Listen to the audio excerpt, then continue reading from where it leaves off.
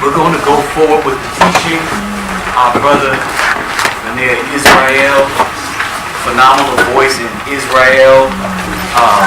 We're going to invite him up and come on up and share what he has, what the Most High put on his heart. Hallelujah.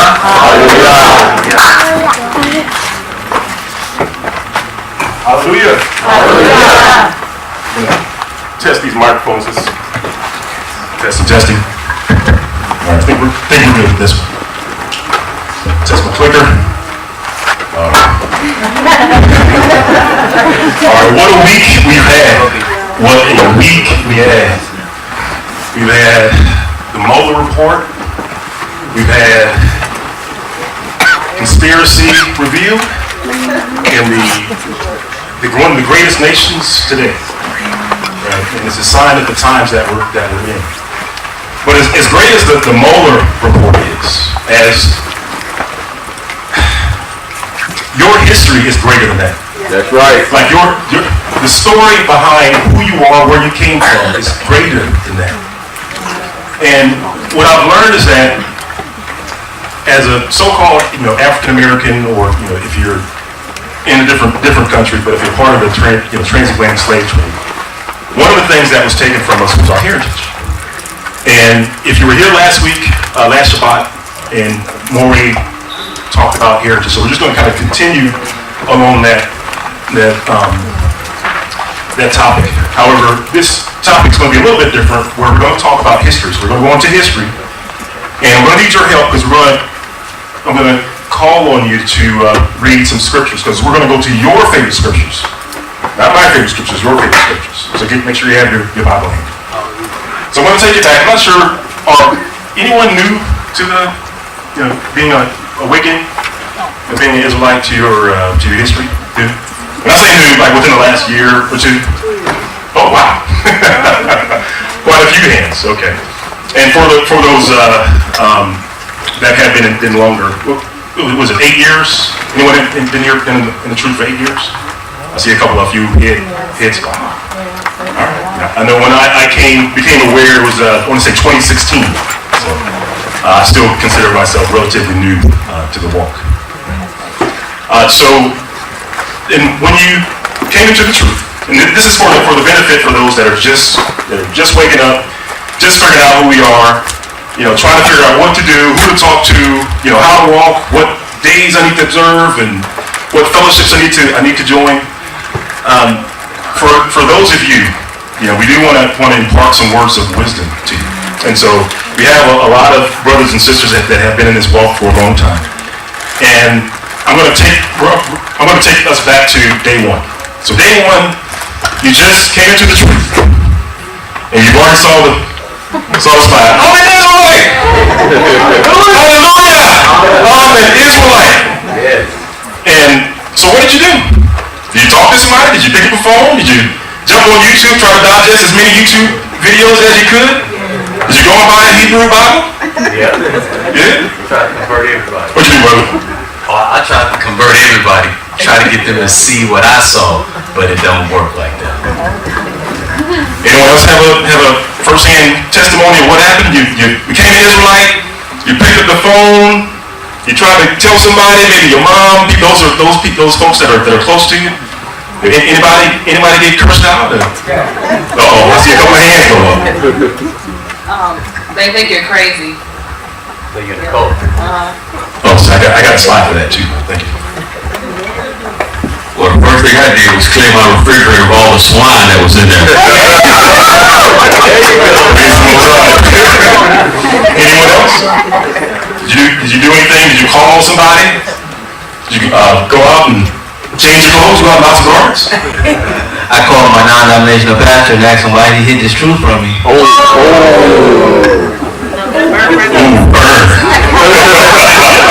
That's true.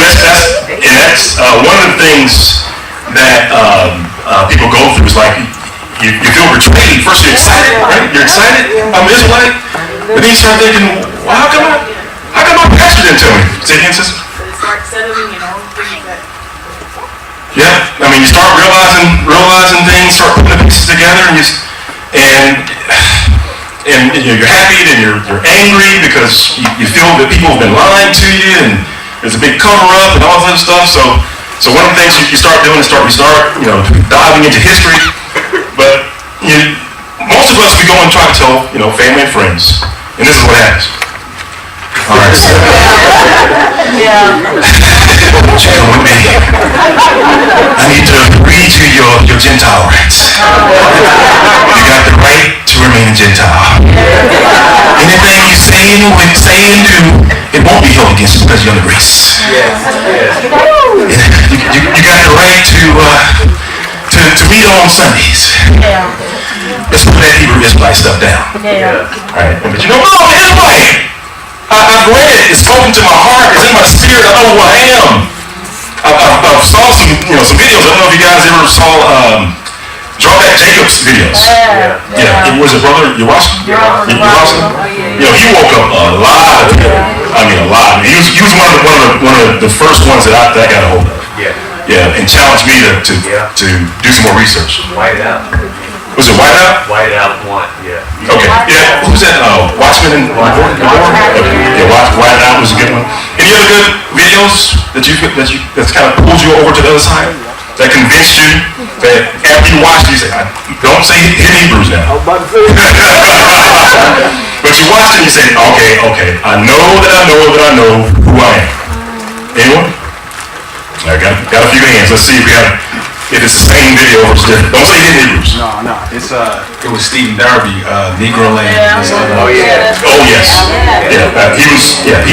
That was out for a couple of years too. I want to say 2016 or even more, probably earlier than that. 13. Same one. So which videos, what YouTubes? There was one called Hebrew, it was almost like Hebrew Heritage, Obadiah. Okay. Obadiah. All right, that's one. I hadn't heard of that one. I have heard of Darby's because I used to check his out quite a bit too. So any other videos? Kendall Shoulders. Kendall Shoulders? Yeah, explaining like when he's on a worm, I'm a total worm. He explains that. Kendall Shoulders. Okay. Yeah. Okay. Yeah, I haven't seen that one. You have another one? Yeah, mine was a documentary, something about who are the Hebrew Israelites back then, and they're still black today. Something. Okay. Yeah, I know there's quite a few good documentaries out there, and people, there's a lot of research, a lot of time and effort that are put behind these documentaries. So praise the Most High if these documentaries have helped pull you over to the other side as far as who you are. But when you come into the truth, and this is specifically for those of us that are new to the faith, we want to kind of warn you of a few things. So up front, you're going to be excited. You're going to want to tell family. And they're going to think you're crazy, right? And you may get some pushback. And I don't know if you all got a chance to catch Maureen Josh's Wednesday night. Yeah. You did? Service? He that has an ear. He that has an ear, let him hear. And can you share with us what the lesson learned from he that has an ear to let him hear? What did you get out of it? It's basically, it's rigged. Those who are meant to hear will hear you, and those who are not, it's going to just fall. Hallelujah. In other words, he gave the example of Mashiach. So Mashiach dropped the truth. He didn't debate with him. You didn't see him debating, doing battle script like you don't see on the side of the street. He would drop the truth and keep on rolling. Right? And just like my sister said, for those that are ordained for it to resonate and awaken, it'll awaken. Because I can testify to that because my wife can vouch for it as far as me and my cousin, we recently had a meeting. And so we met for brunch. And we're discussing, going back and forth with, scriptures and stuff like that, the laws done away with. No, it's not. Here's some scriptures that say the laws are still in place. And as we're leaving, and, we just kind of got on some side talk. And she said, yeah, you know what? I was talking to my pastor, and I didn't bring it up. He said, I was talking to my pastor, because I was reading this, because I read scriptures now. I read scriptures. And when I read it, she said, I couldn't help but think that we were the children of Israel. Because because the things they went through, the curses that they did, that looked like us. I thought it was us. I didn't know what to say. Because I had been pushing videos across like all family members, you know what I mean? Because I just knew that not everybody was going to take it. I can tell you so when I first came into the faith, I can tell you it was a Christmas. I was still observing some of these pagan days, still doing Christmas. But you know what? I'm going to wake up everybody in my family. So, have you ever heard of Brother Ron Dalton, Hebrews and Negroes? Okay. So he has a couple of books that are out. So I had about, I don't know, $400 or whatever. But Ron Dalton had it was a Kindle book. So I went out and got it. However many Kindle books I could purchase with the money that I had. Flooded my family. Indiana, Chicago, Florida, just hit it all. I was like, oh, I'm gonna make it. Everybody's going, they gonna get this word, they gonna learn who they are. I'm gonna then turn around and hit them with some videos. Oh, it's gonna be on.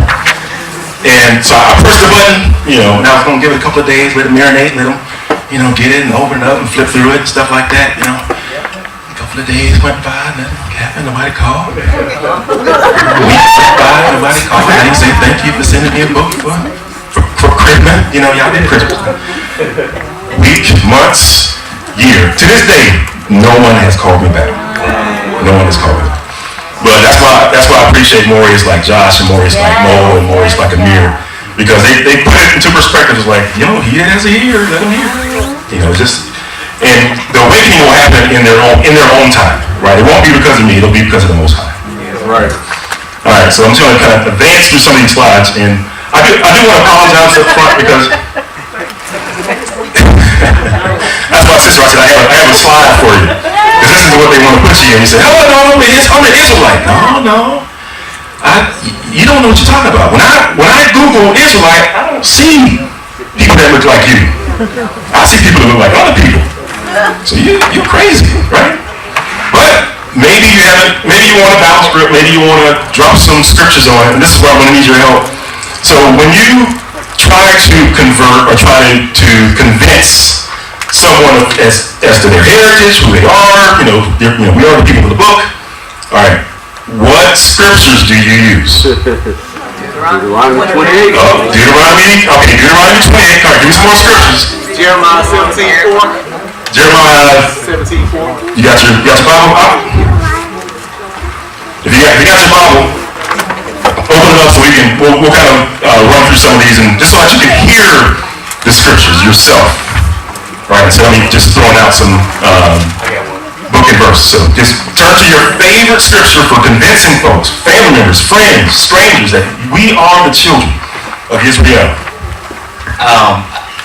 I would always, usually if they're Christian and they believe in Jesus or the Messiah, I will take them to Luke 21:24, and it says, and they shall fall. He was referring to like the end times, the prophecy, because they believe in like the end times prophecy, where the Messiah said, and they shall fall by the edge of the sword, and shall be led away captive into all nations, and Jerusalem shall be trodden down of the Gentiles until the time of the Gentiles be fulfilled. And they'll say, yeah. And so my question to them after they read that, in the last 2,000 years since the Messiah gave that prophecy, what people do you know went into slavery into all nations?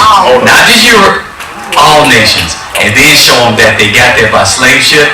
They just, if that's what you believe. Went into slavery too. Yeah. When Abraham, when Yahuwah had spoke to Abraham, he had already told him back in the Old Testament. He said, Genesis 15:13-14, and he said to Abram, know of a surety that thy seed should be a stranger in a land that is not theirs, and should serve them, and they should afflict them for 400 years, and also that nations whom they should serve will I judge, and afterwards shall I come out with great sustenance. Hallelujah. Anyone else have any favorite scriptures that you want to read to tell family, convince them that we are the children of Israel?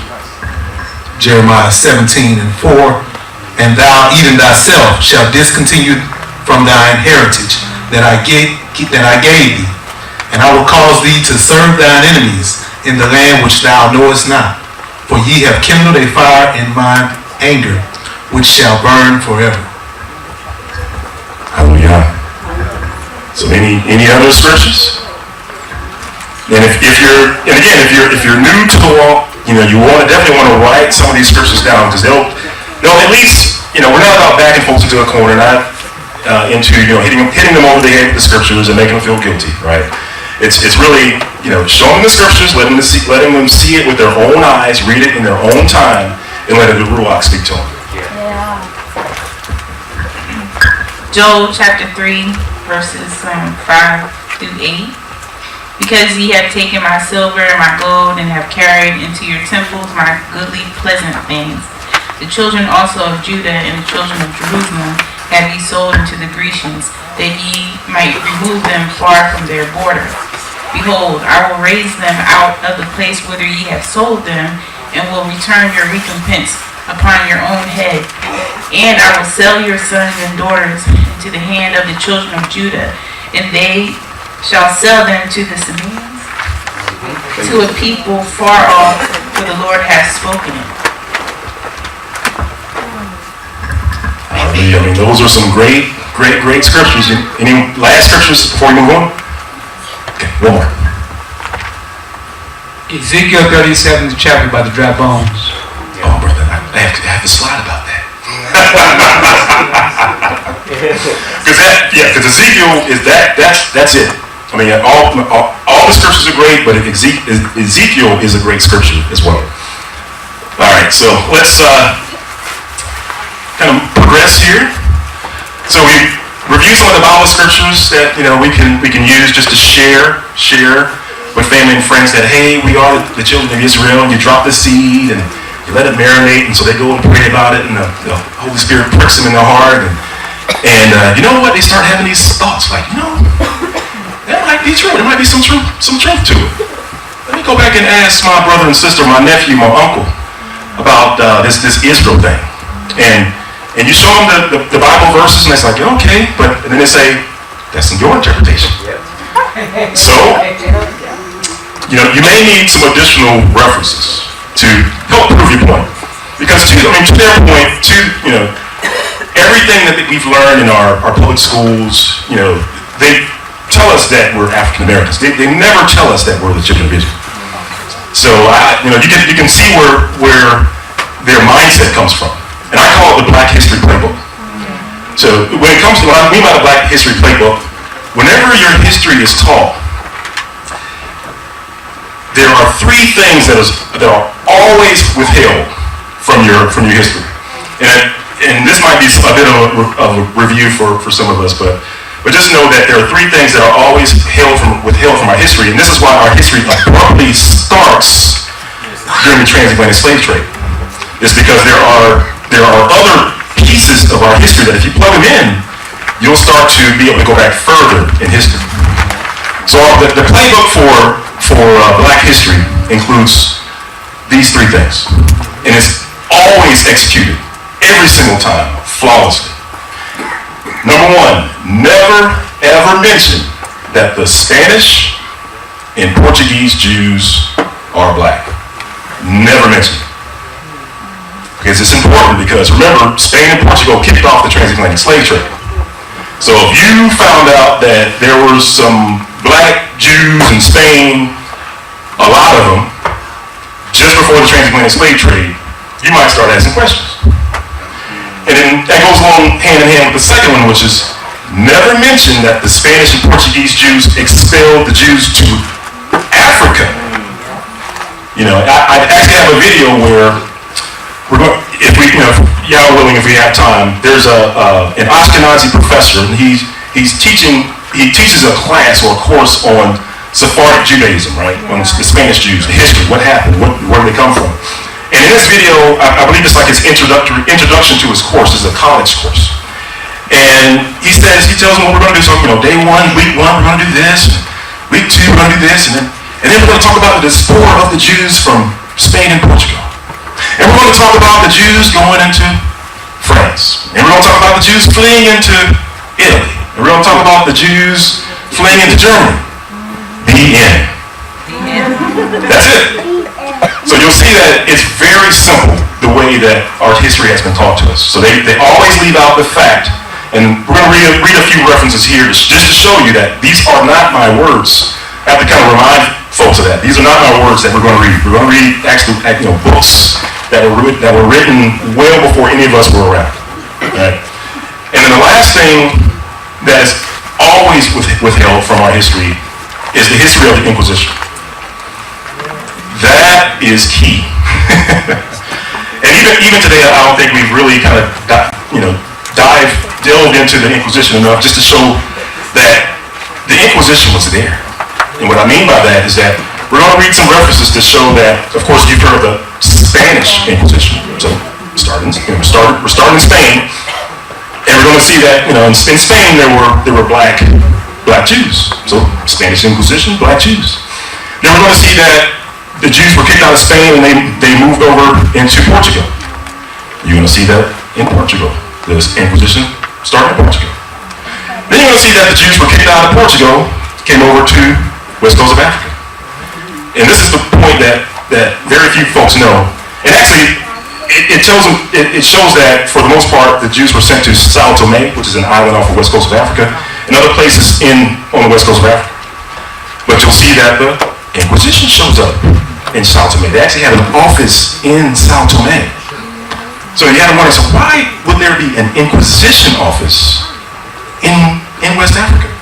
And there's some references that go to talk about the authority, like the headquarters was in Sao Tome, but his dominion was the west coast of Africa. And you may be wondering, all right, so why is that important? Why am I worried about the Spanish Inquisition? Well, one of the examples I gave at a conference in Fort Lauderdale was, if you walked in this room and you saw a bunch of firefighters all geared up, had the respirator mask on, and they were, walking around, first thing that would come to mind, there must have been a fire or something in here. Or if you walked in here and you saw a bunch of police officers all geared up, they had the riot gear on, they had the clubs and all this stuff, first thing you would think, oh, something must have went down, there must have been some disorder going on. Or the exact same thought process has to occur to you when you think about the Inquisition. The Inquisition shows up when there are Jews, or people that were Jews, that they're teaching to be Christians. That's their MO. They show up when they're Jews, and they're teaching them to be Christians, and they're referred to as new Christians. That's the whole point of the Inquisition showing up. So when you see an Inquisition on the west coast of Africa, you gotta wonder, okay, well, there should be some Jews over there. If they're over there, or if there's a firefighter over there, there might be a fire over there. But then, like I was saying before, so the Jews were in Spain, kicked out of Spain, came over to Portugal, got kicked out of Portugal, came over to west coast of Africa, and in each of those 3 steps, the Inquisition had an office, right? Then, transatlantic slave trade kicks off, ships our forefathers across the waters over to the Americas, Central and South America, some of the first landing spots. The Inquisition shows up in South America, right? Like I said, it's following. It follows us around. And then you may be thinking, well, I mean, in the United States, we haven't had any Inquisitions. I can tell you that for sure. I don't remember seeing an Inquisition office in America. Oh, the church. Well, one of the things you have to know is how the Inquisition operated, and like we were talking about the uniforms, firefighters and the police officers. You got to know what uniforms they wore. And what I like to bring out in one of these videos, we're actually going to read it instead of me just telling you. But you're going to see that the Grand Inquisitor, he was the dude that was there from the beginning. Like when they would so the whole point, just a synopsis of the Inquisition. The Inquisition would show up when there were Jews pretending to be Christians, so they would persecute them, they would take them, and then they would usually take them in these underground caverns, torture them, try to get them to come off the law, statutes, and commandments. And all the while, there would be a bishop showing up every now and then and say, oh, you ready to throw those laws away? Make the Pope your man? They would say no, and say, all right, I'll see you in a little bit.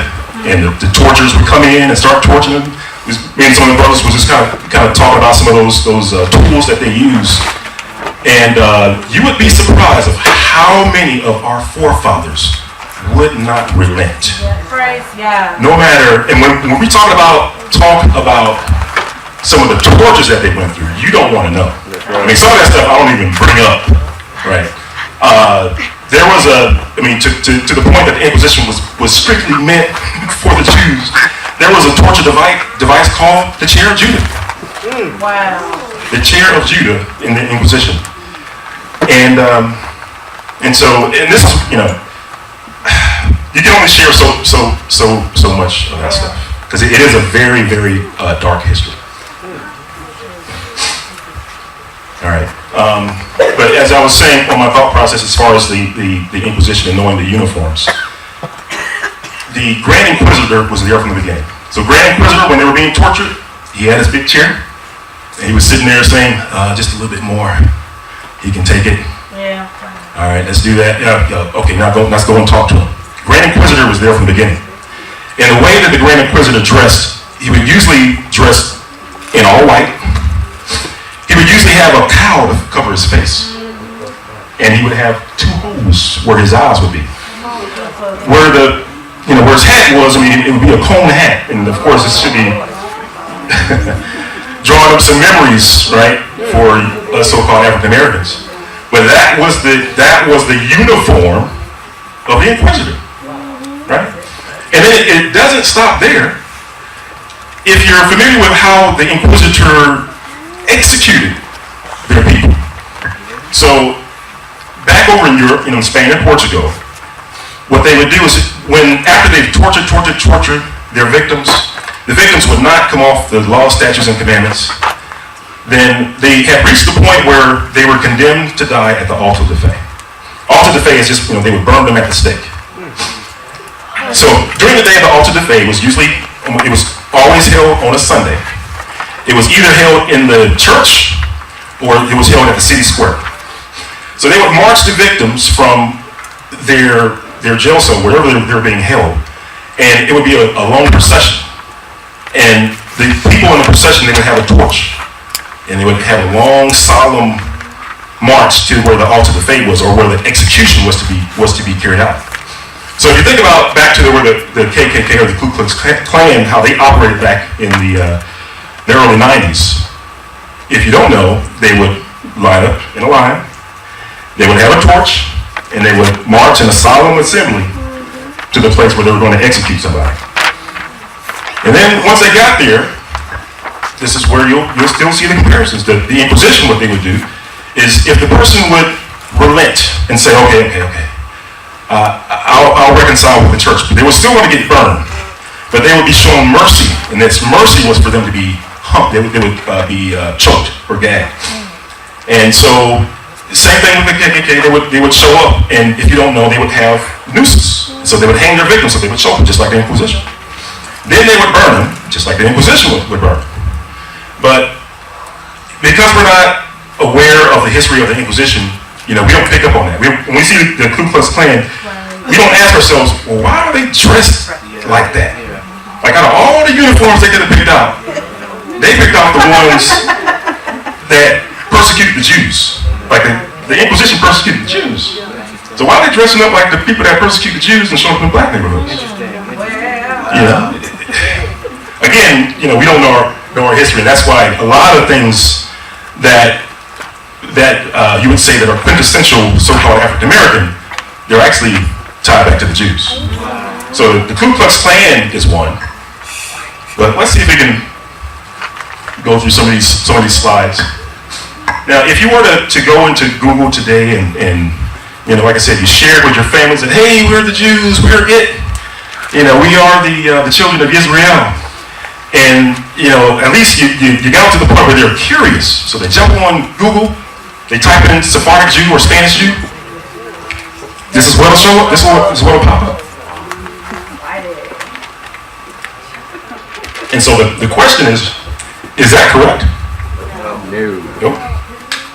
And it's not like it's just one place. This is like, you type it in, you go page to page in your Google search results. You're not going to see black people at all. So the way, if you get to this point, one of the things I recommend doing is just showing them the description of the Jews according to the old references.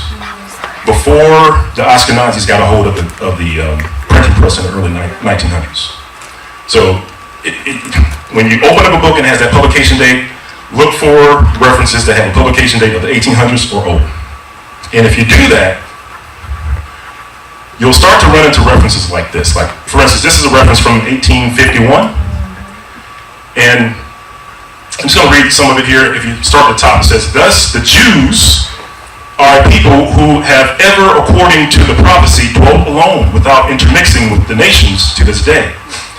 Now this separate race all descended from brown ancestors. For Abraham, Isaac, and Jacob must have been as dark as Mar Yohanan, if not darker, exhibit every shade of color from the black Jews of Malabar, or whom we have such an interesting account by Dr. Claus Buchanan, to the rosy and lily complexion of the Jews on the banks of the Elbe. We need go no further than the Jews of southern Spain." So now we're talking about Spain again.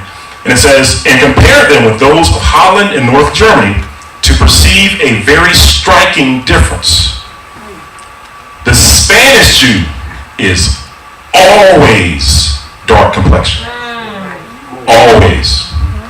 So if there are always dark complexion, who's he?" You start to see things don't actually line up. And I gotta apologize. I mean, I know if you've kind of watched some of this on the video, it's going to be a repeat. And I didn't catch that until this morning. I was like, you know what? I should start recycling. Putting new references in here.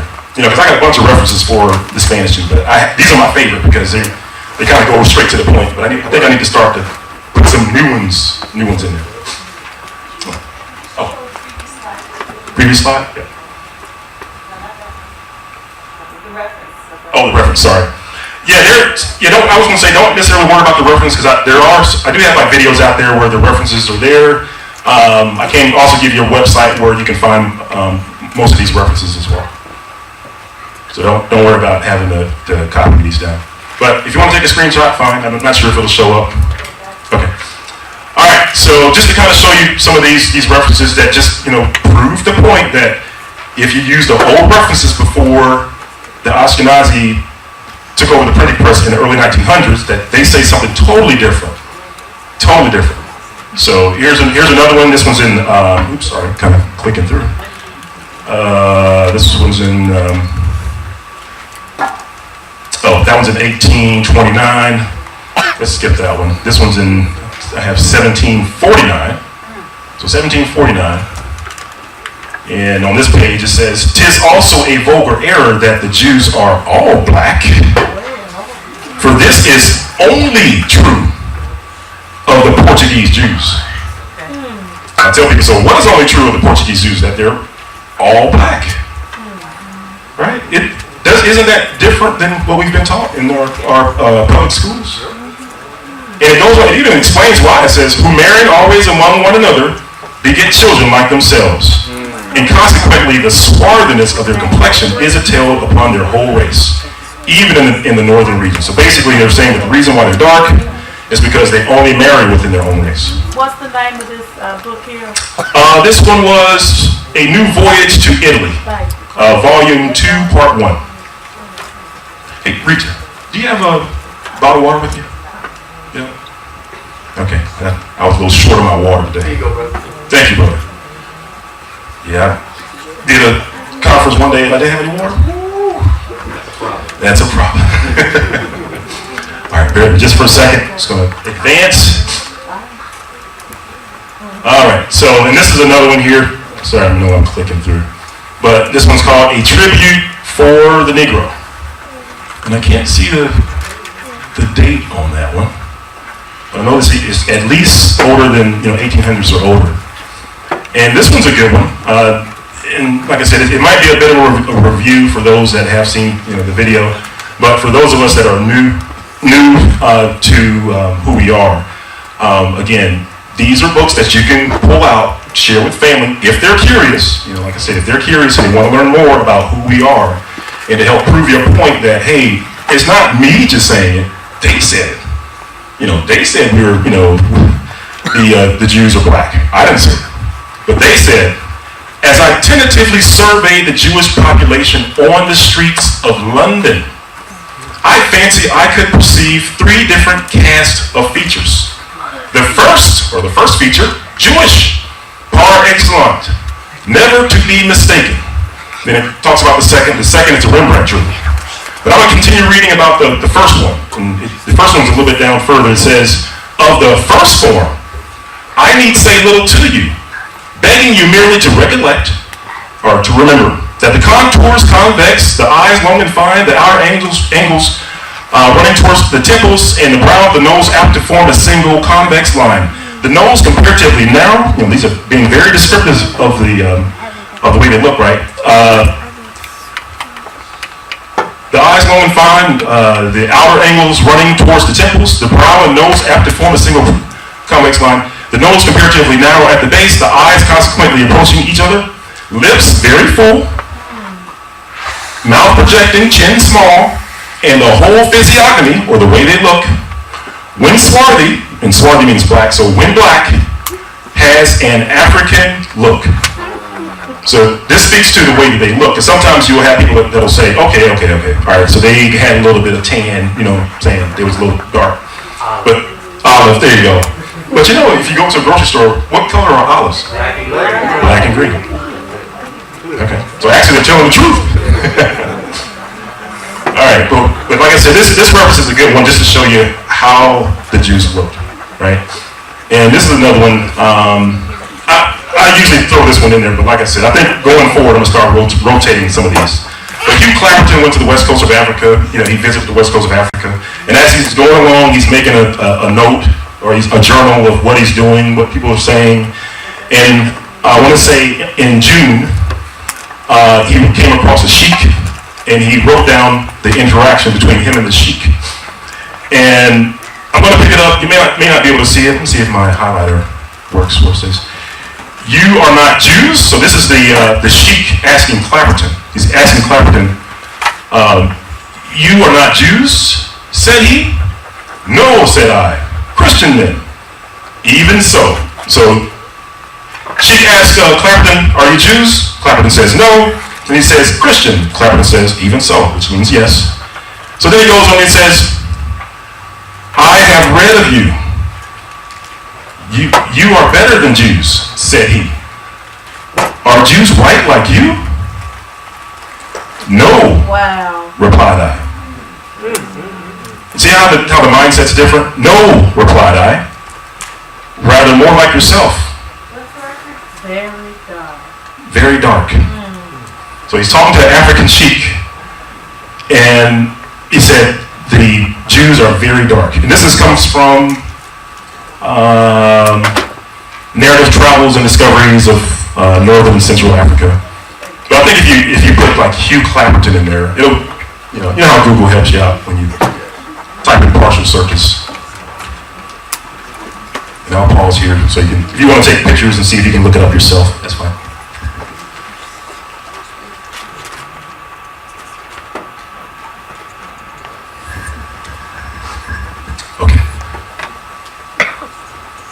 Try not to sniffle enough because allergies are getting to me.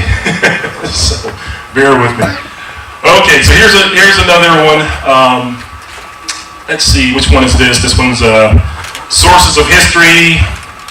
And you'll see there, 1882. I want to see, try to take a picture of that one. Again, I don't know if you can see it or not, but 1882, Princeton, and this is Princeton University in their seminary. And that's I truly believe that a lot of this truth is already known. I mean, because a lot of these books, like when I try to find some of these books, it'll tell me that the books are in universities like Princeton University and all this other stuff. But it'll also tell you that the books are in seminary schools. Let's see what this one has to say. It says, thus the black color is found not only in individuals as the Black Jews of Portugal, right? Black black Jews of Portugal. I won't read the rest of that. But again, the point I just want to make here is that back in the 1800s, 1700s, 1600s onwards, you'll see that the understanding was that the Jews were black, especially the Spanish and the Portuguese Jews. And I will take some time to explain too, because I was talking to my mom about this, because she was asking me. She was like, well, because I got Jewish friends, and they know about this stuff. So how do they play in this? And so I had to explain that there are different types of Jews. If you guys ever come across King Herod in the Bible, between was it Malachi and Matthew, you'll see that there's a history that's like never going over in the church. But at that time, the Idumeans were converted over to Judaism, or became a Jew.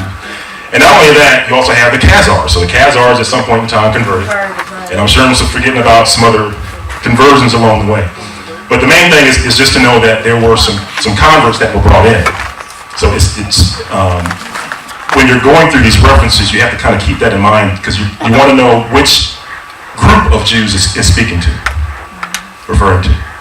And for this reference, this is a reference by Baruch Spinoza. He's actually a Jew himself, and he's going to describe himself.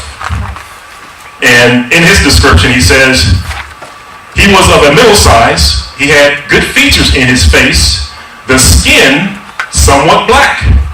Black curly hair, long eyebrows, and of the same color, so that one might easily know by his looks that he was descended from Portuguese Jews. And one of the points I try to make, especially when I bring this one out, was that the way people consider the Jews, like when they saw a black person with curly hair, they thought he was a Portuguese Jew. That's the first thing they popped up. Oh, you're a Portuguese Spanish Jew, right? And you may see it in some of these subsequent references.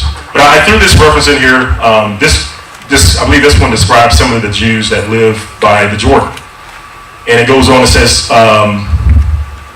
with the reference to the characteristic of color, which are extreme, we have now opportunity of knowing how much that the character is the result of the influence of climate. So they thought climate controlled whether your color. And it says, we know it more peculiarly, you know what I'm saying, particularly, by that most valuable mode of testing. I know it's kind of wordy, bear with me. It says, for 1,800 years, that race has been dispersed in different latitudes and climates, and they have preserved themselves distinct from intermixture with other races of mankind. There are some Jews still lingering in the valley of the Jordan, having been oppressed by the successive conquerors of Syria for ages. A low race of people, and described by trustworthy travelers as being as black as any of the Ethiopian races.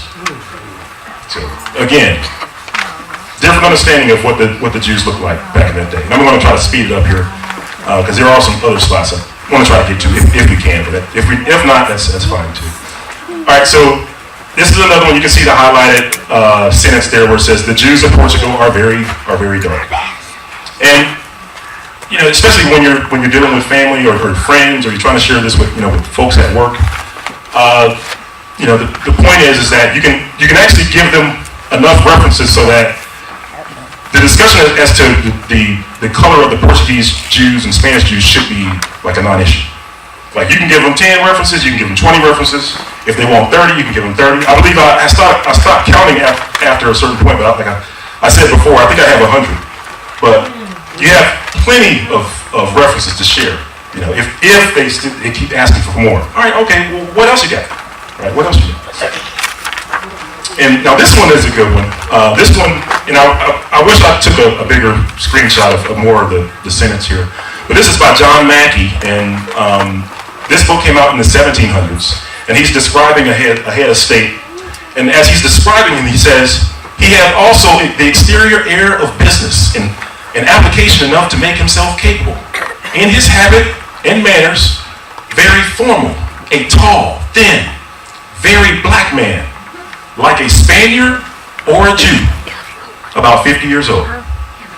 And the example that I gave is like when you watch the 5 o'clock news or whatever o'clock news you watch, if you walk in a room and they start off the news segment by saying, a tall, thin, very black man. Wanted. 6 foot, right? The last thing that pops in your mind is a Spaniard or a Jew.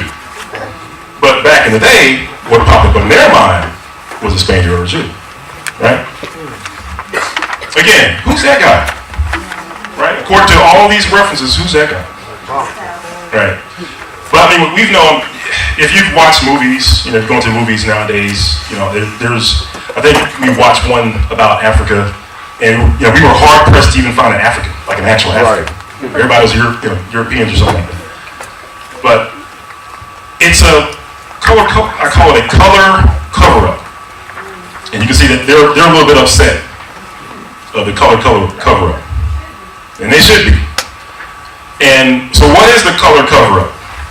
Well, like I was saying before, people will never tell you that the Jews in Spain and Portugal are black. I say are black because they're still black today. But the way they get around it is that whenever they look back in history and they start telling you about what happened in 1492 and what happened in 1515, anytime they come across a person of color, they'll call them an African. Oh, look at that. Yeah, these Africans were persecuted in 1550. These Africans have a mass grave site in Lisbon during the time when the Jews were persecuted. These Africans. But that's actually part of the cover-up. And you'll see that if they keep doing that, they start to run into problems.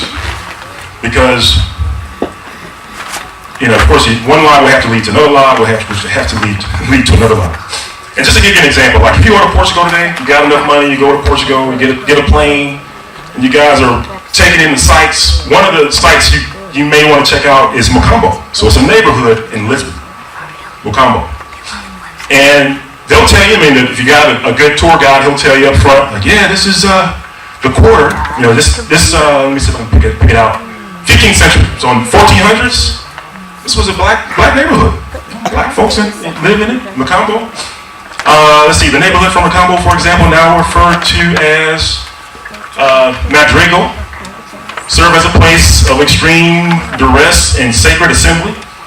In Mocambo, slave owners were often negligent in their human cattle, who after dying were left to rot on the streets, causing significant sanitation and public health concerns. So this is a recent article, right? And this is where it gets interesting. It says, you know, so as a result, in 1515, King Emmanuel ordered that a massive burial site, and then he gives the name of it, you know, Poco dos Negros. I think some folks call it the street of the Negroes, the street of the Negroes well. But the point is that, you know, present day they call this was an African site, right? Mocambo, African site. But there's a problem with that because in history there are, I call them bad boys. There are 3 kings that as you come into the truth as to who you are, there are 3 kings you definitely want to get familiar with. I call them bad boys. So if you know Will Smith and Martin Lawrence, they're actually coming out, I think they're working on Bad Boys 3 right now. Here. Oh, in Atlanta? All right, we're here in Atlanta. So Bad Boys 3, ironically enough, there are 3 kings. Bad Boys 3. The first of the bad boys is King John II. So King John II, he was there, you know, in 1492. And that's where, you know, we were talking about the Jews being expelled from Spain. They came into Portugal. So King John II, or I call him KJ2. KJ2 sitting there waiting on them to come.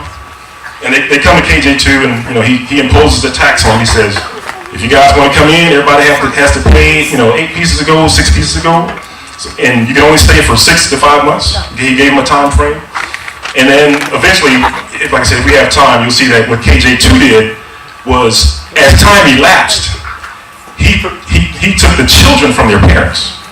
So, and this is where it really goes from bad to worse. So they separated the children from the parents and started sending Jews to the west coast of Africa. KJ2. King Emmanuel I follows KJ2. So King Emmanuel I, he's a little more lenient towards the Jews at the time. He didn't really agree with KJ2 at first. And then, the royals of Spain, I don't know what's up in Spain, but they had it out for the Jews. So they saw all these Jews going over to Portugal. They weren't going to let that slide. So they talked to King Emmanuel and proposed a wedding. It's like, you want to marry my daughter? Let's hook up our two kingdoms. And King Emmanuel was all for it, but they said, but there's a stipulation. If you want to marry my daughter, those people that are over there, you got to get rid of them. So that was part of the marriage agreement. So after that, King Emmanuel reintroduced some of the wicked stuff of KJ2. And so after King Emmanuel the First, then KJ3 comes along. And I believe we have a reference that talks about KJ3, so you can read it for yourself, that KJ3 was just as bad as all of them. But during each of those three kings, you could say thousands, if not millions, of Jews, of our brothers and sisters died. And we have no clue about that. And Macambo is important because you'll see that it was Emmanuel the First in 1515. He orders a mass gravesite erected. And this is where it gets kind of weird, because if you're saying that they're Africans, then you'll start to have problems. And it says, so in 1515, King Emmanuel ordered the opening of a burial grave to combat the health, and we read that, caused by rotting African corpses abandoned in various places. The king's description of the African burials in Lisbon, so we're talking about Lisbon, 1515, right? And then, it kind of goes on there, it says, and it's reading a quote here, they're piecemealing it. It says, we are informed that the slaves that die in the city brought from Guinea, not buried as well they should be. And, it kind of goes all the way down there to where you see footnote 14. And it says, by the 18th century, Lisbon's Macambo burial pit was gone. So this is a neighborhood, right? This is the Macambo neighborhood. And there's a mass grave site in the middle of the Macambo neighborhood. Just to reiterate, they're saying that this was an African site. Keep reading. The neighborhood's other streets named after Jews. Okay. So we start seeing things about Jews start popping up. That's not the only thing. Because the thing about Macambo, and they'll tell you that Macambo, it's the Macambo of the west coast of Africa. But it was known that the Macambo of the west coast of Africa, if you read it there, it says Movambo, they switched the V with the C. It says Movambo, Macambo, or Uvambo, are known to Europeans as black Jews. So just by them using the name Macambo, they're referring to Jews. In Macambo itself, there are streets that are named after Jews. During the time of King Emmanuel I, where the Jews were being killed, they're saying that it's a African gravesite. But again, it gets difficult for folks to hide the truth. And I brought this out at PASOC, so those at PASOC you may have already known. But what you may not know is that in Spain, Portugal, and other parts of Europe, where the Jews were told to live, they had a name for it, right? So let's keep track. So we're tracking all dark complexion, all black people. Always dark, always black. So now we're going to look where all these always dark, always black people lived. And let's take a look at ghettos. It says Jews lived in ghettos. And let's take a look at the Webster Dictionary. So Webster says, ghetto, a quarter of a city in which Jews were formerly required to live. Wait a minute. Get out of here. Play that back. A quarter of the city in which Jews were formerly required to live. And this is in the Webster Dictionary. Webster Dictionary. Webster Dictionary. So before there was a ghetto in New York, before there was a ghetto in Harlem, there were ghettos over in Spain and Portugal. And like I said, I always like to cross-check my references. So that's Webster, so that's a really good reference. But if we keep going, it says, this is from the etymology of words and stuff, and it says 1610s, part of a city, ghetto, part of a city in which the Jews were compelled to live. Same here, where it says Venice. I'm sorry, I gotta use my clicker here. Venice, imitating the odious measures of the German cities, assigned the Jews a special quarter, ghetto. In this book, so that's from 1901. And for this one, I just want you to see that the ghettos existed in Portugal as well, but they called it a different name.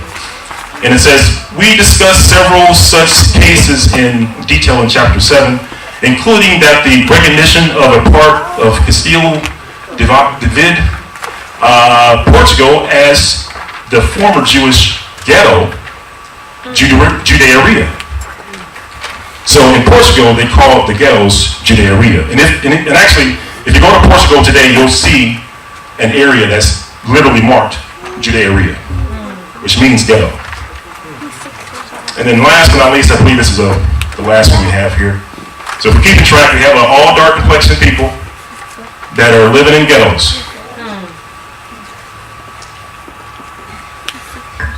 And it says, these Judearias were closed every evening when the bells sounded for prayer, and were guarded by 2 watchmen appointed by the king.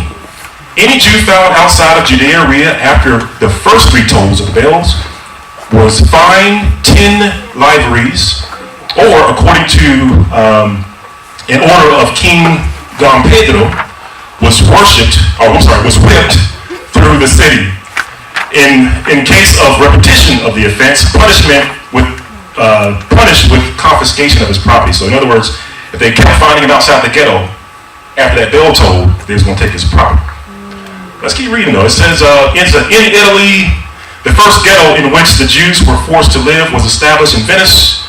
Let's see, March 1516 on the island of Lunga Spina. The celebrated ghetto of Rome, so even Rome has ghettos, possibly the worst and most noisome of all, was established in 1556 by Pope Paul. Okay? Did that say the most noise? The most noise? Noisome. All right, so like I said, the point of reading these references is just to show you where the Jews lived. They lived in ghettos. They actually called them ghettos. Before the transatlantic slave trade, before there's any ghettos in the States, there was ghettos in Spain and Portugal, where you had an all-black people. And you brought this out as well, the name for the Portuguese Jews. This is important. So if you look at the word Negro, and you can do this at home, if you go to the Webster Dictionary, it'll tell you, Negro, a member of a race of mankind native to Africa and classified according to the physical features. In other words, Negro means an African. But the problem with that is if you keep reading the Webster Dictionary, it'll tell you when it started to mean an African. 1555. So from 1555 all the way to present day, the word Negro meant African. But the question is, what did Negro mean before 1550 or 1555? So if you look at the etymology of the word Negro, and these are boxes, I guess you're going, if you start at the bottom, Negro, 1550s, member of a black skin race of Africa. Right? But then you look at the box above it, so before it meant an African, it meant Negro, Portuguese, black. So Negro, Portuguese, black. So let's take a look into that, and I just kind of threw a timeline up just so that you can see from 1555 we know about the word Negro, it means African, but before that we don't know necessarily what it means. And another thing that I kind of threw out there too is that like this reference is from 1818, but you have to know that the Jews weren't always called Jews, especially in Portugal. Like they couldn't be called Jews in Portugal because it says in Portugal the name of a Jew is a term of such high reproach. Let me start again. In Portugal, the name of a Jew is a term of such high reproach that the government found it necessary to enact a law. And it says, which forbid any person to call another by that application. So the government threw a law that said, you guys can't call another person a Jew. And there were punishments for it. It says, if a man who is styled a Jew, or if a man who is called a Jew, to his face stabs the offender, what, you call me a Jew? It says the law does not condemn the person, right, for retaliating. It says, and trifling as this regulation may appear, it has produced beneficial effects. So in other words, they weren't running around calling each other Jews in Portugal.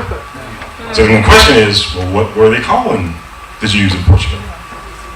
All right, so remember, when we looked at at the etymology of the word Negro, we saw in 1550 or 1555, down to present day, Negro meant African.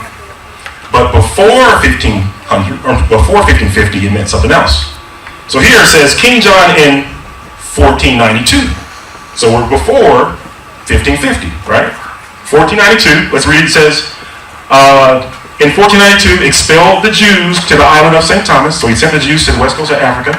And it says, which had been discovered in 1471, all right, and to other Portuguese settlements on the continent of Africa. So again, Jews were sent to Africa. And it says, and from these banished Jews, so talking about the Jews that were kicked out, the black Portuguese, as they are called. So I tell folks is that the Jews were called black Portuguese, right? Black Portuguese, but then the Portuguese word for black is Negro. See? Negro, Portuguese, black. Negro, Portuguese, black. I have a question. Yes. If I recall correctly, I'm trying to get the microphone to you. that was, if I recall correctly, I seen a documentary on the Black Portuguese and with the narrative of Alaudo Equiano, where he talked about, I think he mentioned Florida Shaw, and she was the one that changed certain names and things like that, and then she went with this narrative of the Negro, which simply meant black. So that reminded me of that when you told me about that. I wouldn't say that. Yeah, any other questions? I know I'm kind of rattling through here. I'm just trying to get to a certain point, but yeah, feel free to stop me if you have any questions. And I gotta blow my nose here in a moment. All right, so let's just keep clicking through here. So I had it, cover up Portuguese Jews expelled from Europe, question mark. And for this one, actually, yeah, brother, you had a question? Bring it to them. While you ask your question, I'm going to bring up the video on the slide. Do you have any pictures of King Herod? Look up King Herod's coins. His pictures on his coin. That's a good question.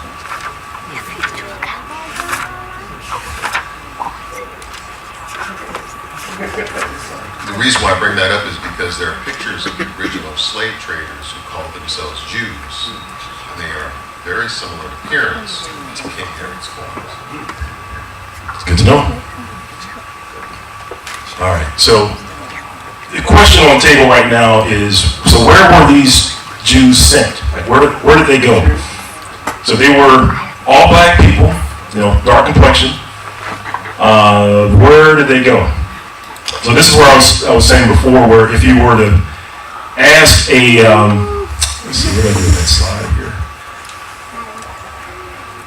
Okay, just for a moment.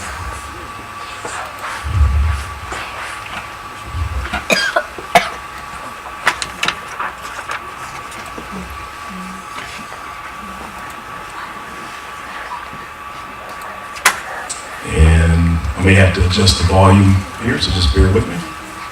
What we're going to take a look at is, we're going to, let's see, 1730. All right.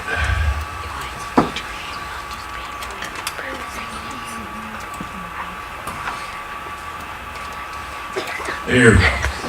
All right, so this is that class I was telling you about before, where, professors going into the history, right, and he's going to tell you what they're going to review in the class. And let's listen to what the professor says where the Jews were expelled. Let's see if we can hear it. We may have to adjust the sound. Let's see if we can hear it. The Jewish Islamization we will be exploring. The plans for the spring, of course, are going to be quite different because then we'll be looking at the Sephardic Jews in exile as they were dispersed from the Iberian Peninsula throughout the Mediterranean basin into Central Asia in some cases, and then of course up into Northern Europe, places like Amsterdam where they had a huge impact, people like Spinoza and so on, and also out to the New World. We'll look at crypto-Jews, we'll look at the Jews of New Mexico, and all kinds of fascinating consequences of this 500 years ago event. So that's basically what we're planning to do for the entire academic year. All right, so for the entire academic year, they're going to review the dispersion of the Sephardic Jews. But notice, he mentioned everywhere, he mentioned they were going to, the Americas, the New World, up into all these northern European places. Not one time did he mention Africa, right? Not one time did he mention Africa. But again, like I said, if you go to the old references, let's just read a few, some of the information here. It says, all the Jewish children below 14 years of age were torn from their parents' arms, dragged into the church, baptized. And what we're doing is that we're picking up the time period of King John II. So KJ2, this is bad boy number 1, KJ2. The Jews had just been expelled from Spain, came into Portugal, and time has elapsed. So it's time for the Jews to get out. They haven't gotten out. So now they're going to start separating the children from the parents. So during this time, you see that they start separating the children into groups. So it says all the Jewish children between 14 years of age were torn from the parents' arms. So everyone 14 years and younger were taken. Then it says dragged into the church, baptized, and then we're going into groups. It says those under 3 years of age were given to Christians to receive a Christian education, or in other words, to be raised as slaves. Okay? Question. Don't answer. Don't answer. Question. When they took these children, gave them to the Christians to be raised as slaves, or to be brought up in the Christian religion, what was the name of the parents? Like there's a term. What was it? Oh, well, let me show you. You ever heard of the term godparents? Do you know where it came from? Did you know that? So back during this time, the term godparent wasn't a good term for us. It wasn't a good term for us. So you can imagine, in Portugal, when these 3-year-olds were taken from their parents, they were giving them to godparents. They were giving them to godparents.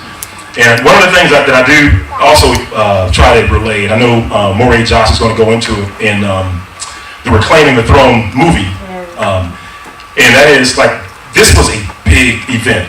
Like, you try to separate a child from one parent, that's huge. But like, this was like thousands of people in a single day. So it was totally bananas during this time. You have people coming up, and some of the references say that they separated, they used clubs to do it. So you can imagine it was a violent affair. Knocking folks out, parents fighting, kids yelling, "Mama!" Right? And then finally dragged them to the ships, and then the doors on the ships closed, and the ships taken off, and the parents taken off and running after the ships. This was like, everybody was talking about this. Like, you remember what KJ2 did to those Jews? This was a big event. And this is one of those things that nobody really talks about. Like, you go, you have to read this for yourself. But just to show you that, so the 3-year-olds were taken, given to godparents to raise them. And this is in Portugal, and it says, in other words, to be raised as slaves. So in Portugal, there's a group of people, black people, that are being raised up to be slaves in Portugal. And then, if we keep reading, it says, received a Christian education, raised as slaves. It says, those between 3 and 10 years were put on board of ships, conveyed to the newly discovered unwholesome island of St. Thomas. So now we're sending children out to the west coast of Africa. And again, I try to get people into the mindset of you're sending kids with strangers for them to raise them to another country, right? That may not like it. This was a very bad time. And of course it says, those between 10 and 14 years of age were sold as slaves. So again, this is just before the transatlantic slave trade is getting ready to start. So just before the transatlantic slave trade, we're starting to build up a group of slaves. We're starting to build up a group of slaves in the Iberian Peninsula. And in some of these other references, you'll see that there's some slaves being built up on the west coast of Africa before the transatlantic slave trade starts. Like, this was a very bad event. But like I said, the whole reason why we're going to these references, I want you to see that the Jews fled into Africa. You read the old references, it'll say the northern coast of Africa and the inhabitable regions inland were full of Jews of Spanish descent. They had congregated there in great numbers from the persecution of 1391 into their total expulsion. So according to the old references, they were fleeing into Africa, and they were there in great numbers. But how come that's not being taught in the present day schools? And I think this is the last one on this topic. I really didn't want to go too deep into that because, like I said, it can be a bit depressing if you do. But I pointed this out before. A lot of the history of our people, it is captured in books. The way they keep it out of mainstream is that they'll run up the price on these books very high so that you can't get it. So $65,000. If you got $65,000, you can buy that book today. Oh, you got 65, sister? Oh, go back one slide. So $65,000 book. After Shabbat, I'm gonna leave a little, if you want to donate towards 65. No. But this is the book. It's one of those rare books. It's actually one of those books again you can find in seminary schools. It's in seminary schools. Yeah. And why is this book worth $65,000? I can tell you it's not because of just one page, because what we're going to do is that we're just going to look at page 574. But I can tell you there's some other stuff in this book, other than this page, which is why it's $65,000. Like, I think, if I remember correctly, in this book, it actually gets into the numbers of those that were killed. Like when the transatlantic slave trade started, and the conquerors, discoverers showed up, they had a paper. It was called the Requiremento. And this is something that you can verify today. Go and look up the Requiremento. And it's funny because it's one of the things that you can find very easily if you just type in Requiremento. Boom. It'll just give you a bunch of hits back. But what the Requiremento was that, so the Pope gave authorization for the conquest of the New World. So they took the Pope's authorization and they go off, and by law what they had to do, every time that they stepped foot on the New World, they had to read that Requiremento to the natives. They don't tell you that. They give you the last part of the story, which is, yeah, we showed up and those natives just went crazy. They started shooting arrows and stuff at us. But they don't tell you that when they got off the boat. They rolled out that Requiremento, and if you read it, it starts off a little light, hey, we're here, the Pope authorized, he gave you your land to me. If you want to keep it, become a Christian. But if not, then they're gonna kill all y'all and make you a slave. All your riches and your possessions belong to me. So what do you say? And that's when things went down. And most high willing, in the next video or the video after that, we will get into the Requiremento because it'll just change your view of the conquest of the new worlds. It's like require, R-E. Yeah, it just has an E on it. It just has an E on it. I mean, and Google will help you out too. Oh, which one? Yeah, it's by John. I think John Ogilvy is the author. You can see it there, written in 1670, and it's America being an accurate description of the New World. And Yeah, that whole top of the page is like the title. It's a super long page, long title. Are there PDFs, downloads? Are there PDFs? Yes, for this. Yes, that's the only reason why I got it. Okay, cool. I'm not sitting on 65. Right. My wife wouldn't let me buy a book for $65,000. Well, I wouldn't either. When you said the requirement and how they would step foot onto the shores and read that, I'm like, what came to my mind was me and my son, we watched like the Avengers. When Thanos' little witch or whatever, he went forth, he would like tell them like your meaningless lives are being given to Thanos for whatever reason because he basically like owns you. That reminds me of the requirement and how he would like declare that and then kill everybody. Wow. Yeah, you won't find requirement in any history books. I mean, well, as far as being what's taught in the classrooms, because it casts a very dark shadow on the conquest of the new world. You can find a lot of the books that you have on here in You can find a lot of the books at the Library of Congress in Washington, D.C. So if you do go on a trip, go to the library and you'll be able to take pictures and stuff like that. That's right, because I mean, I know in some places in the Library of Congress, they do got those signs that say don't take pictures. Yeah, you do a real slick. Take your chances. Take your chances if you want to. But you're right though, because I think there was a sister. She lives in Washington D.C. and she puts up videos. And this was one of the books she checked out. You talking about? Yeah. And I was watching. I was like, turn to page 574. Come on, sis. She never went there. She was looking at the pictures of the Indians instead. All right. So, but just the point on this book. We're just going to look at a section on page 574.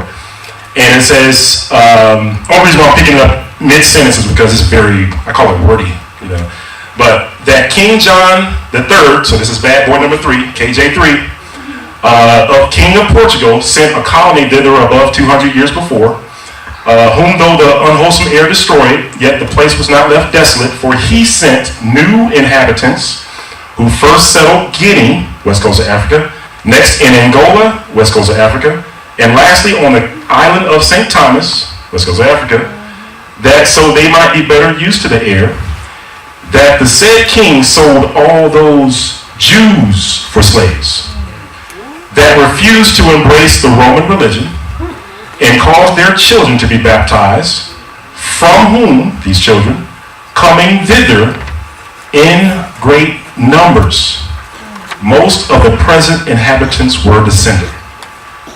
So basically what this reference shows us is that King John III, like I said, bad boy number 3, sent some Jews to the west coast of Africa. And it wasn't just a few. I mean, you'll see reference after reference after reference. It'll say great numbers, great numbers, great numbers. And the point is that there were a lot of Jews, black Jews, sent to the west coast of Africa less than 10 years before the transatlantic slave trade started. So KJ3, I want to say he was around during like the 1530s and stuff like that, because he was the one that also introduced the Inquisition into Portugal. Emmanuel I asked for it. He requested from the Pope. He's like, hey, can you start up your thing here? And the Pope refused it until KJ3 got it. All right. Name tags. All right, so name tags, this goes into someone pretending to be you. So let's say, for instance, my name is Johnson. My last name is Johnson. I got my house. And I go off on vacation, I leave my Johnson household, and then this dude named Smith comes in. So I come in, I open my door, and there's a dude named Smith. I say, hey, you've reached the Smith residence. It's like, no, that house belongs to Johnson. Well, prove it. The mailbox has Johnson on it. The welcome mat has Johnson on it. The robe you got on got Johnson on it. Well, how did that get there? Oh, that's weird. Well, what you'll find is that because they're trying to, because there's a cover, I call it a cover, because folks won't admit certain things today. Like I said, if you look at the old references, they will tell you straight up. But today they won't admit it. But when you start to look at certain things, you start to see name tags pop up. What I mean by that is, like, for example, when the Jews were over in Spain and then they came over to Portugal, The references talk about when they came over, they brought a plague with them. So they named the plague after him. What was the name of the plague? Black plague. Black death. So, but of course the Portuguese word for black is Negro or nigger. So here, the Jews came in, they named a plague. Brother, you have a question? No, it's Ebola. Ebola. Okay. All right. All right. So Jews left Spain, coming to Portugal. They had a plague with them. They called it Black Death, right? Black Plague. That's interesting. And then, so when they came over and they tried to persecute the Jews that were in Portugal. We just saw that they were kicked out of Portugal, taken over to the west coast of Africa, some of them. And then those that stayed, became Christians. You call them new Christians. And so they started up the Inquisition to persecute those that were still in Portugal. And the Inquisition had a book. I mean, it was literally a book that told you what the crimes were and how to punish them and what to do about it. And the book, of course, it had many names, but one of the names of the books was Black Book. So we got a plague, Black Plague. We got a book, Black Book. And then the Inquisition was accused for murdering a bunch of people, and they denied it. It's like, no, we didn't kill anybody. And they had a phrase for that. You're talking about a black legend. So when they denied the Inquisition, they called it a black legend. And then, the Inquisition and the expulsion edict resulted in lots of people getting killed, unfortunately. So we have mass graves. But when you look at the graves, they're black graves. They're graves full of black people. And of course, we read earlier, and the Jews were black Jews, the black Jews of Portugal. And this is what I mean when I say that you start to see black, negro on almost everything. Everything that occurred that's related to the Jews, you start to see either negro or negra. Either one of the two. And of course, they'll say that the Jews lived in ghettos, too. And that's also associated with the so-called African American. All right. So, I'm not sure how we're doing with time. Well, we're good? 5 minutes? Okay. I didn't bring my, where's my, bear with me just for a second, let's grab my Bible. We're going to close this out. And, we mentioned Ezekiel 37. Thank you, brother, for that. And this was one of the scriptures we were referring to when we said that. So you're new to the faith. You want to run out there and tell your families, hey, we are Israel. We are the people. And so you start sharing all these different scriptures, and maybe they don't fully buy in, but if they're still curious, you can take them to some of these references to show them that, hey, this is not me saying it. They said it, right? And that's the whole point of bringing these references up, because maybe they won't believe you, but maybe they'll believe these references. But let's see if I'm going to read Ezekiel 37. Bear just for a second.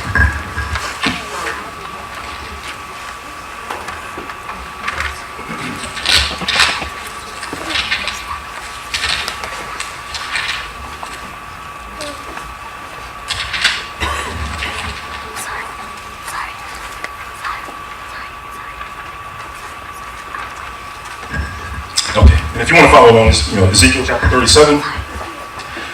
And it says, the hand of Yah was upon me and carried me out in the spirit of Yah, and set me down in the midst of the valley which was full of bones, and caused me to pass by them round about. And behold, there were very many in the open valley, and lo, they were very dry.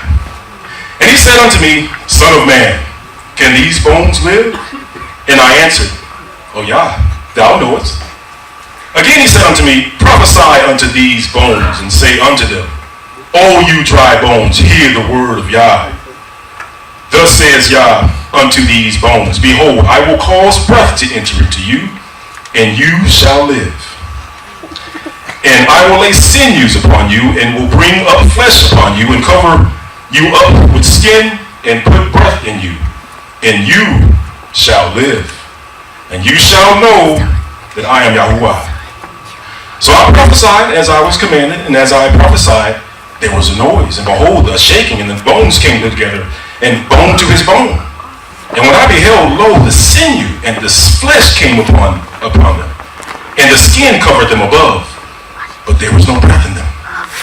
Then said he unto me, prophesy unto the wind, prophesy, son of man, and say unto the wind, thus saith Yahuwah, come from the four winds, O breath, and breathe upon these slain, that they may live. So I prophesied as I was commanded, as he commanded me, and breath came into them. And they lived, and they stood up upon their feet, an exceeding great army. Then he said unto me, son of man, these bones are the whole house of Israel. Behold, they say our bones are dry, and our hope is lost. We are cut off for our parts.